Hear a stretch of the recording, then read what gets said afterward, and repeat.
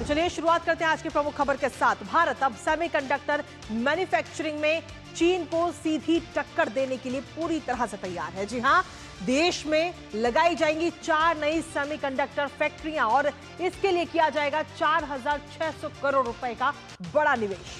यह भारत की डिजिटल क्रांति की दिशा में एक ऐतिहासिक कदम है और इन फैक्ट्रियों के जरिए भारत न केवल चिप उत्पादन में आत्मनिर्भर बनेगा बल्कि टेक्नोलॉजी के क्षेत्र में एक नया वैश्विक हब भी बनकर उभरेगा।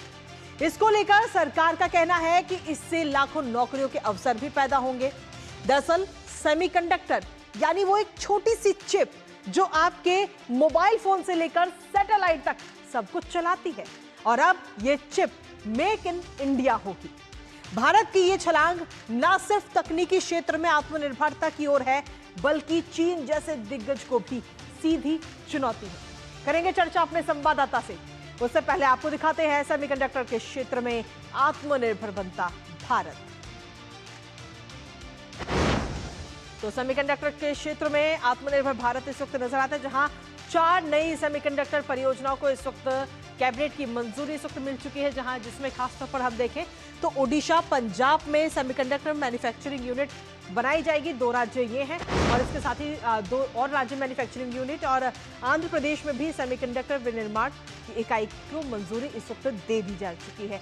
जिसमें खासतौर पर आपको बता दें कि कुल 10 परियोजनाएं इस वक्त अभी कार्यान्वयन में हैं और लगभग 4600 करोड़ रुपए का निवेश इस परियोजना के जरिए किया जा रहा है, जिसमें खास तौर पर 2034 प्रत्यक्ष नौकरियों की सीधे तौर पर उम्मीद है। यानी कि रोजगार तो बढ़ेगा ही, लेकिन साथ ही आत्मनिर्भर भारत भी लगातार अपने कदम आगे बढ़ा रहा है।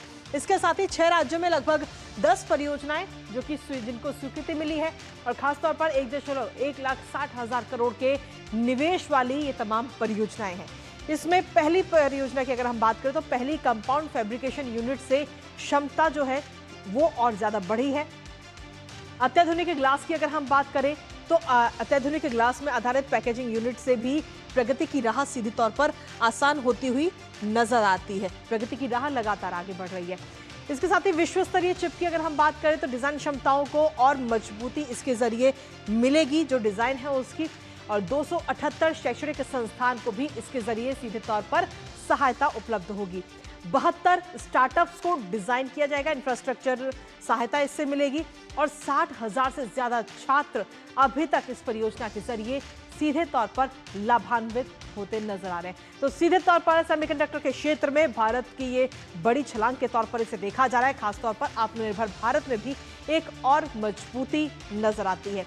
इसके साथ ही सबसे पहले बात करते हैं ओडिशा की, जहां आपको बता दें कि ओडिशा में सिक्सिम यानी कंपाउंड सेमीकंडक्टर्स का एकीकृत संयंत्र यहां पर स्थापित किया जाएगा ओडिशा में, जिसमें भुवनेश्वर की जो इन्फो वैली है वहां पर इसको स्थापित किया जाएगा। वहां पर ये पूरा अपना इसका काम होगा।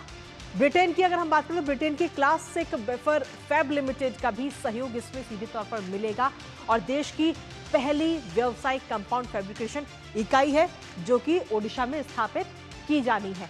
इसके साथ ही इस इकाई की अगर हम बात करें तो वार्षिक क्षमता इसकी होगी 60,000 वेफर्स। ये इसकी वार्षिक क्षमता है, पूरे साल भर की इसकी क्षमता है। और पैकेजिंग क्षमता की अगर हम बात करें तो 9.6 करोड़ पैकेजिंग इकाइयां हर साल यहां से पैक होंगी, जिसमें मिसाइलें, रक्षा उपकरणों में भी प्रस्तावित होंगी और उत्पादों का इनका इस्तेमाल किया जाएगा। इसके साथ ही आपको बता दें कि EV, railway, fast chargers, data centre rank में भी इसका इस्तेमाल सीधे तौर पर किया जाएगा, जो ये यूनिट बनाई जा रही है, स्थापित की जा रही है। तो ये तो बात रही ओडिशा की यूनिट की, लेकिन इसके साथ ही अगर बात करें आंध्र प्रदेश की, तो आंध्र प्रदेश की भी अपनी खासियत है। जहां आंध्र प्रदेश में सेमीकंडक्टर यूनिट में दक्षिण कोरिया की जो APACT कंपनी लिमिटेड के साथ ये पूरी साझेदारी है, उसके साथ मिलकर इसकी तैयारी हो रही है।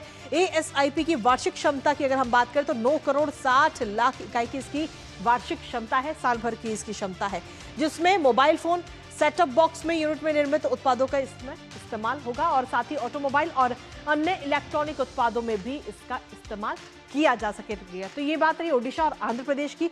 अब बात करते हैं पंजाब की, जहां आपको बता दें कि पंजाब के CDIL की बात करते हैं, जिसका आपको बता दें मोहाली में इसका पूरा सेमीकंडक्टर निर्माण व्यवस्था का पूरा विस्तार वहां पर होना है। आखिर इसकी क्या कुछ खासियत है, एक नजर उस पर डालते हैं। तो बात अब करेंगे पंजाब की, जहां सीधे तौर पर निर्माण व्यवस्था का पूरा विस्तार मोहाली में, और इसके साथ ही मोहाली में इसका पूरा विस्तार होगा सेमीकंडक्टर निर्माण व्यवस्था का, और उसके बाद सिलिकॉन और सिलिकॉन कार्बाइड में सेमीकंडक्टर उपकरणों का निर्माण होगा। ज्यादा क्षमता के अलग अलग तरह के सेमीकंडक्टर उत्पाद यहां पर बनाए जाएंगे पंजाब के मोहाली में, और पहले से ये कंपनी चल रही है और इसकी वार्षिक क्षमता जो है उसका भी विस्तार किया जाएगा, यानी कि अभी के मुकाबले आगे इसमें वार्षिक विस्तार भी होगा। विस्तार के बाद मैं आपको बता दें कि 156.38 मिलियन इकाइयों की क्षमता इसके पास में होगी। इसके साथ ही ऑटोमोटिव इलेक्ट्रॉनिक्स में भी सीधे तौर पर फायदा होगा, जो उपकरण है उसका इस्तेमाल होगा। इलेक्ट्रिक वाहन यानी कि ईवी और उनके चार्जिंग इंफ्रास्ट्रक्चर में भी इसका इस्तेमाल किया जाएगा। अब बात करते हैं ओडिशा की ही, जहां ओडिशा 3GS की बात करते हैं। दरअसल ओडिशा के 3GS की जब हम बात करते हैं तो उसकी अपनी एक अलग खासियत है, और हमारे साथ में इस वक्त हमारे सहयोगी इस वक्त जुड़ रहे हैं अजय मिश्रा जी।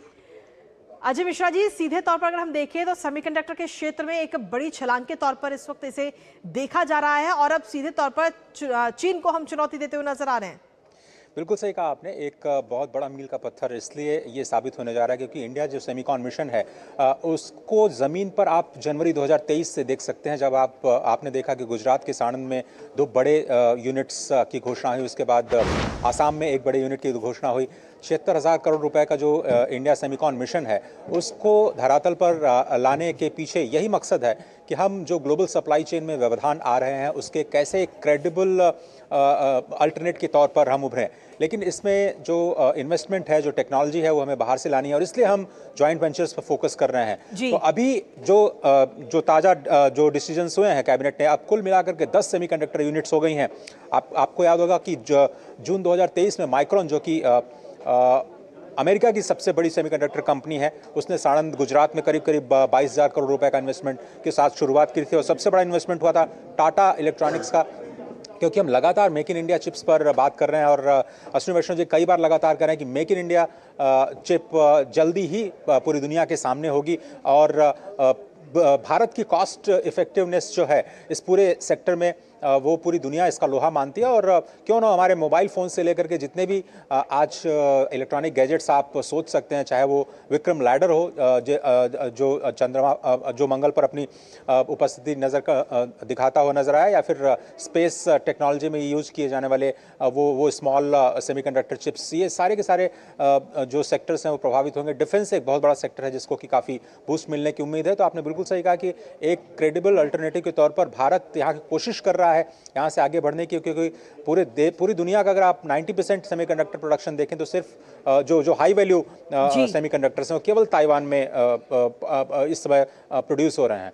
और इसीलिए चाहे यूरोपियन यूनियन हो, चाहे अमेरिका हो, चाहे चाइना हो और इंडिया हो, ये चारों के चारों जो मेजर पावर सेंटर्स हैं वो कोशिश कर रहे हैं कि चिप मैन्युफैक्चरिंग में अपनी उपस्थिति दर्ज कराएं। बट ऐसा लग रहा है कि भारत के सुनहरे दिन आने वाले हैं, और इंडिया सेमीकॉन मिशन पर लगातार जो फोकस है सरकार का वो जारी रहने वाला है। इसके साथ ही अजय, अगर हम देखें तो भारत की तरफ से ये लक्ष्य भी है कि 2047 तक विकसित राष्ट्र बनना है। उसमें कितनी भूमिका इस सेमीकंडक्टर क्षेत्र निभाता हुआ नजर आएगा, क्योंकि जब हम आत्मनिर्भर बनेंगे तभी हम अपने लक्ष्य को प्राप्त कर पाएंगे।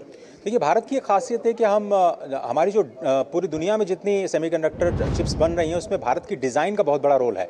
इसलिए हमने डिज़ाइन इन इंडिया का भी नारा दिया है मेक इन इंडिया के साथ साथ। तो जो सेमीकंडक्टर चिप्स की डिज़ाइनिंग की जा रही है उसको भी लेकर के डिज़ाइन लिंक्ड इंसेंटिव्स DLI की भी शुरुआत की गई है। तो प्रोडक्शन लिंक्ड इंसेंटिव के साथ साथ डिज़ाइन इन इंडिया लिंक, और उसके बाद स्टार्टअप्स, करीब 250 से ज़्यादा स्टार्टअप्स हैं जिनको कि इंडिया सेमीकंडक्टर मिशन के तहत लगातार पुश किया जा रहा है। आपने बिल्कुल सही कहा कि ये जो नए आयाम हैं उभरती हुई तकनीकों के, चाहे आप मशीन लर्निंग की बात करें, चाहे आप आर्टिफिशियल इंटेलिजेंस की बात करें, इसमें जो सेमीकंडक्टर चिप्स हैं उनकी सबसे अहम भूमिका होने वाली है। ऑटोमोबाइल से लेकर ट्रांसपोर्टेशन से लेकर डिफेंस और स्पेस जैसे क्रिटिकल टेक्नोलॉजी वाले सेक्टर में वो सेमीकंडक्टर जो हमारे ह्यूमन ब्रेन की तरह काम करते हुए नजर आते हैं, जो कि ना कंडक्टर होते हैं ना इंसुलेटर होते हैं, और डिसीजंस ले सकते हैं। और इसी वजह से कई मिलियंस और बिलियंस जो ट्रांजिस्टर्स इसमें इस्तेमाल होते हैं, उनकी डिजाइनिंग, और उसके बाद हम जो 85,000 वर्कफोर्स तैयार कर रहे हैं, 45,000 एनरोलमेंट हो चुके हैं, 85,000 का जो एनरोलमेंट अभी चल रहा है, जो ये बड़ा स्किल्ड वर्कफोर्स है,